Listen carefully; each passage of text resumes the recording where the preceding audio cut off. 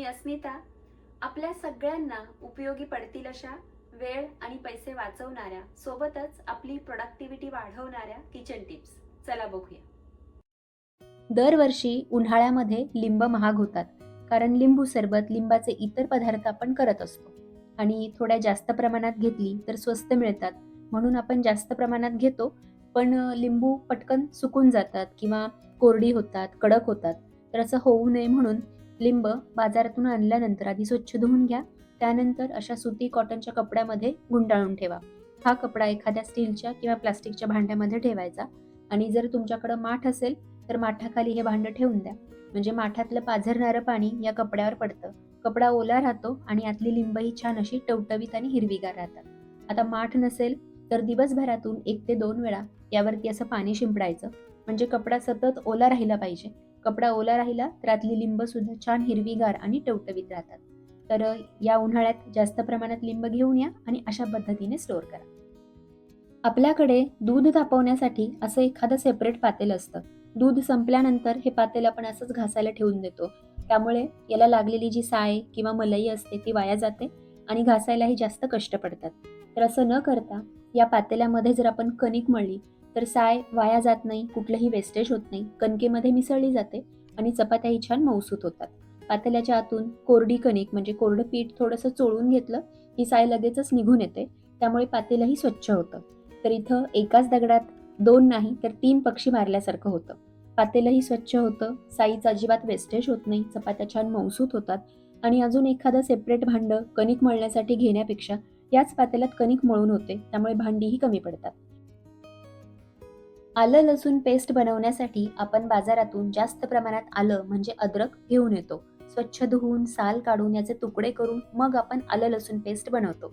पण ही जी साल आहे ती मात्र फेकली जाते. तर असं न करता अद्रकाची साल एखाद्या छोट्याशा प्लास्टिकच्या डब्बीमध्ये किंवा स्टीलच्या डबीमध्ये भरून फ्रीजमध्ये ठेवली तर 8 दिवस व्यवस्थित राहते. आणि तुम्हाला हवं तेव्हा म्हणजे चहा करताना, मसाला दूध बनवण्यासाठी किंवा काढा करण्यासाठी वापरू शकता. यामुळे सुद्धा चहाला अप्रतिम चव येते. चहामध्ये वेगळं काही आलं घालावं लागत नाही. यामुळे एकतर आपलं वेस्टेज वाचतं आणि खर्चही म्हणजे पैसेही वाचतात. खूप जास्त प्रमाणात जर साल असेल तर मग उन्हामध्ये वाळवून त्याची पावडर करून ठेवा. ती सुद्धा तुम्ही वापरू शकता. आपल्या किचनमधलं सगळ्यात जास्त वापरलं जाणारं भांडं म्हणजे प्रेशर कुकर. मल्टीपर्पज आहे. एकाच कुकरमध्ये आपण बरेच पदार्थ बनवू शकतो आणि घरात लहान मुलं असतील मग तर कुकर आपली खूप मदत करतो. तर त्यासाठीच एक टीप, कुकरमध्ये डाळ, भात किंवा खिचडी बनवत असताना यामध्येच छोटंसं पातेलं, ग्लास किंवा मग एखादी वाटी ठेवून त्यामध्ये तुम्ही भाजी शिजवून घेऊ शकता. म्हणजे इथं मी बटाटे शिजवून घेतेय. तुम्ही रताळं, गाजर, हिरवे वाटाणे, बीन्स अशा भाज्या शिजवून घेऊ शकता. फक्त जर डाळ किंवा भात थोडा जास्त प्रमाणात असेल तर खाली एखादं स्टँड ठेवा आणि त्यावरती मग पातेलं ठेवा. म्हणजे भातातलं किंवा डाळीतलं पाणी भाज्यांमध्ये जाणार नाही. इथं डाळीचं प्रमाण अगदीच कमी आहे, त्यामुळे मी हा जो कप आहे तो तसाच कुकरमध्ये ठेवून दिला. या भाज्या उकडल्यानंतर तुम्ही अशाच मुलांना मॅश करून देऊ शकता किंवा असं बटाटा उकडून घेतलं तर बटाट्याची भाजी किंवा आलू पराठा बनवता येतो. तर ही ट्रिक मी माझ्या मुली लहान होत्या तेव्हा वापरायचे. फार उपयोगी पडतं, कारण एकाच वेळेला 2 कामं होतात आणि आपल्या गॅसची सुद्धा बचत होते. तर इथं आपली एकाच वेळेला आमटी आणि भाजीची तयारी झाली. डाळही छान शिजली आणि बटाटेही उकडलेत. आपल्या घरात लहान मुलं असली म्हणजे शाळेत जाणारी किंवा मग प्रीस्कूलला जाणारी वगैरे, तर असे होमवर्क्सचे पेपर घरभर सगळीकडे पसरलेले असतात. तर हे पेपर्स वापरायची बेस्ट जागा म्हणजे आपलं किचन.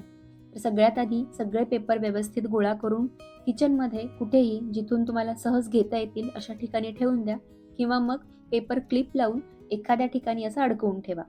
असं केल्यामुळे एकतर आपलं घर स्वच्छ दिसतं, कुठेही असा पसारा दिसत नाही आणि सगळे पेपर एकाच ठिकाणी असल्यामुळे जेव्हा तुम्हाला ते पाहिजेत तेव्हा पटकन घेता येतात.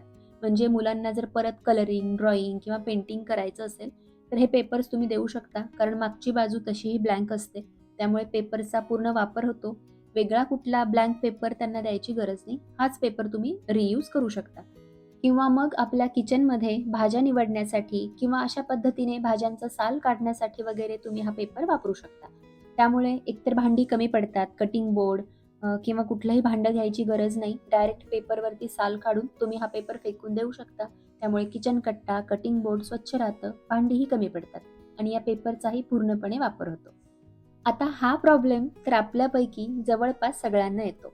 मसाले रिफिल करताना म्हणजे परत बाटलीत भरताना बऱ्याचदा सांडले जातात, सांडलवंड होते, पसारा होतो, काम वाढतं आणि मसाल्यांचंही वेस्टेज होतं. तर असं होऊ नये यासाठी एक टिप, आपण जे पेपर घरामध्ये गोळा करून ठेवलेत ना, त्यातलाच एखादा पेपर घ्यायचा आणि त्याला असा एखादा नरसाळ्यासारखा म्हणजे फनेलसारखा किंवा मग आपण मेहंदीचा कोन बनवतो ना, तसा त्याला आकार द्यायचा आणि यामधून मग तुम्ही मसाले भरू शकता. यामुळे एकतर मसाले सांडत नाहीत, वेस्टेज होत नाही, पसारा होत नाही आणि आपलं कामही वाढत नाही. तसं आजकाल बाजारामध्ये बऱ्याच प्रकारचे म्हणजे वेगवेगळ्या आकारामधले फनेल्स मिळतात. पण ते आणायची गरज नाही कारण आपल्या घरामध्येच आपलं कस्टमायझेबल पेपर फनेल तयार होतं. त्यामुळे आपला वेळ, खर्च, पैसे आणि मेहनत सगळंच वाचतं. तर या होत्या आपल्या वेळ आणि पैसे वाचवणाऱ्या काही किचन टिप्स. आय होप तुम्हाला आवडल्या असतील. आवडल्या तर लाईक करा, इतरांसोबतही शेअर करा. परत भेटू तोपर्यंत धन्यवाद. Happy home making.